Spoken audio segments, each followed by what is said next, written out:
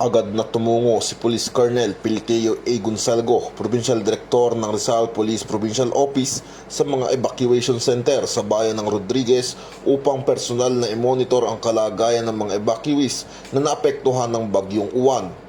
Katuwang ang Rodriguez Municipal Police Station, sinuri nila ang seguridad, kalagayan at pangangailangan ng mga residenteng pansamantalang inilikas mula sa mga high-risk area dulot ng matinding pag-ulan at pagbaha.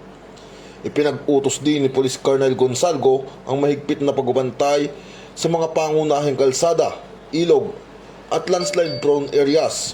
Gayon din ang patuloy na presensya ng mga kapulisan sa mga evacuation center upang mapanatili ang kaayusan, seguridad at mabilis na pagtugon sa anumang emergency. Ang naturang pagbisita ay bahagi ng Disaster Preparedness and Response Operation ng Rizal Police Provincial Office alinsunod sa direktiba ng Philippine National Police upang masiguro ang kaligtasan at kapakanan ng bawat Rizaleño sa harap ng panganib na dulot ng Super Typhoon Uwan. Mula dito sa Calabarzon, akong inyong PNN Correspondent, Patrolman Jan Lawrence Bilagan, alagad ng batas, tagataguyod ng Balitang Police.